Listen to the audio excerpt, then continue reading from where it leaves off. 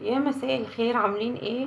يا رب تكونوا دايما بخير. النهارده هنعمل فيديو جديد من فيديوهات اكلاتنا التراثيه القديمه. النهارده هنعمل البصاره دي عباره عن طريقتين، وليها كمان طريقه ثالثه كمان. في منها البصاره الصعيدي اللي هي اللي بتتعمل بالملوخيه الناشفه، وفي منها البصاره برضو الصعيدي اللي بتتعمل بالملوخيه الناشفه مع العدس، وفي منها البصاره اللي هي بطريقه وجه بحري اللي بتتعمل بالخضره، الشبت، البقدونس، الكزبره. النهارده هنعملها بطريقتين. طريقه هي نفس الفكره اللي هي الفول المدشوش، بس طبق بالخضره وطبق تاني بالملوخيه الناشفه.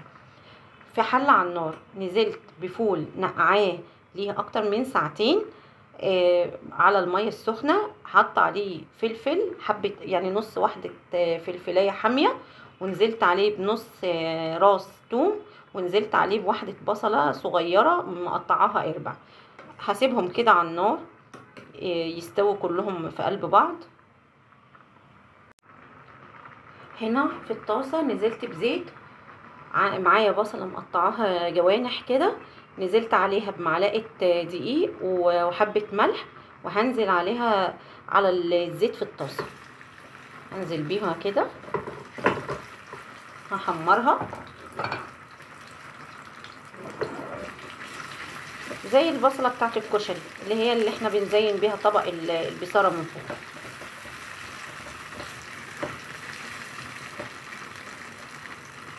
هنسيبها تحمر مع نفسها.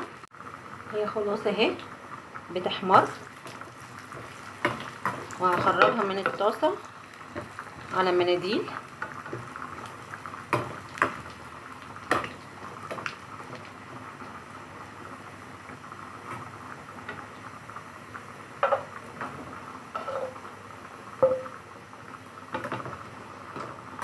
هخرجها كده على مناديل، وهعمل بقى ايه اللي هي الطشه بتاعت البصاره في نفس الزيت، بس لما ايه الفول يستوي وابدا هنزل كده بمعلقه سمنه عليهم وهقلب، وهنزل بالملح والفلفل،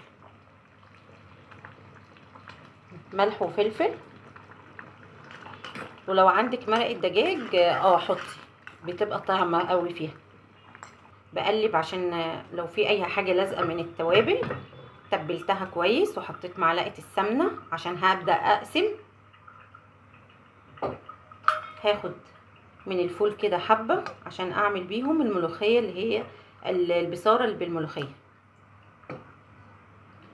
بس قسمتهم يعتبر على جزئين.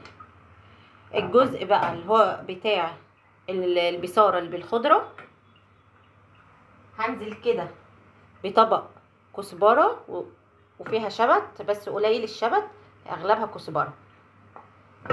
طبعا هي بتتعمل بالشبت والكزبره بتخلي ريحتها حلوه قوي، والكزبره برضو بتخلي ريحتها يعني ما فرقتش.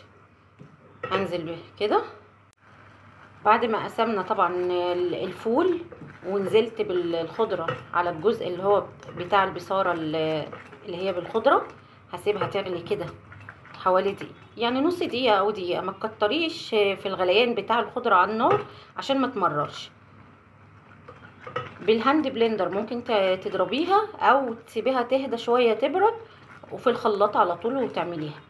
وده هي البصاره اللي فرمتها بالخضره، لونها بسم الله ما شاء الله، لونها حلو قوي. انا بديها بس غلوه واحده على النار وهنقولها، وهعمل بقى ايه الطشه بتاعتهم هما الاتنين. طبعا احنا محمرين البصل الاول، اول حاجه اللي هو البصل اللي بيتحط على وشها في نفس الزيت اللي حمرت فيه البصل. بصوا يا بنات، انا مش بحبها تغلي كتير عشان برضو الخضره ما تمررش فيها. هي بتغلي بس انا مهديه عليها النار. فهنقولها الجزء الخاص بالبصاره الصعيدي هنسيبه يغلي غلوتين كده بعد ما زودت عليه شويه ميه. وهنزل بقى بالملوخيه. الاول حطيت معلقتين، هشوف ههدي النار خالص عشان اظبط بقى الملوخيه. طبعا التقل او انها خفيفة او تقيلة او اللون فاتح او اللون غامق، انت اللي بتتحكمي فيه. انا حطيت معلقتين لسه فاتحة، فهحط فيها ايه معلقة ثالثة، مش اكتر من كده. انا بالنسبة لي ده اللون ده حلو قوي وكفاية خالص. دي بقى البصارة الصعيدي. في ناس ممكن تتقلها حبة، يعني انا ممكن اتقلها نص معلقة كمان، بس هي كده مظبوطة. انا مجرد غمقت اللون. التقل ده انا بالنسبة لي ايه الوسط بس كده. دي بقى البصارة اللي هي البصارة الصعيدي اللي بتتعمل بالملوخية الناشفة، وفي ناس مش بتعملها بالفول المدشوش، بتعملها بالعدس. الكلام ده في الصعيد. في نفس الزيت اللي محمرة فيه البصل نزلت بنص بصلة صغيرة مقطعاها رفيع، هسيبها تاخد لون خفيف. انا مديالها ملح وفلفل في نفس الطاسة. ما تخافوش، مكان البصل اللي احنا حمرنا فيه اللي هو البصل اللي بالدقيق والملح ده مش هيأثر ولا يعمل اي طعم، يعني مش حلو، لا بالعكس هيديها طعم حلو. انا اهو بسيبها تحمر شويه، يعني بتصفر كده تدبل، وهنزل بالثوم.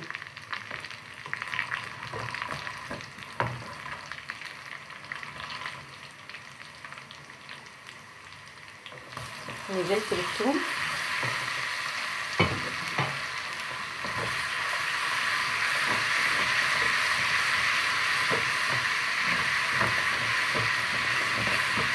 ريحتها رهيبه.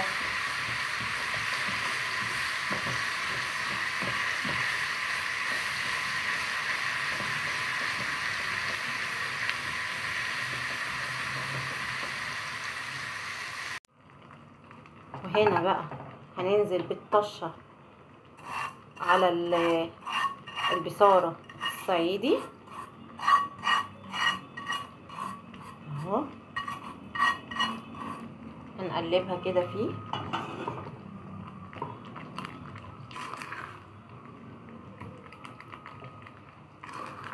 وهنطفي النار وهنقدم. ده كده طبق البصارة الصعيدي المعمولة بالملوخية الناشفة. خلاص هقدمه. الصراحة رهيب، طعمه حلو قوي، طعمه لا يعلى عليه. هيتاكل مع طبق مخلل كده محترم، بتنجان مقلي مع فلفل مخلل مع طماطم مخللة، اي حاجة الموجودة عندك مخللات كلي بيها. وده احلى طبق بصارة معمول بالكزبرة والشبت اللي قال لي بريحة البيت، جمال وحلاوة اهو. بسم الله ما شاء الله. مع طبق المخلل ده هيتاكل وبألف هنا وشفا. وبكده نبقى وصلنا لنهاية الفيديو. متنسوش تفعيل الجرس والاشتراك في القناة عشان يوصل لكم كل جديد مع خلطة زوزة. السلام عليكم.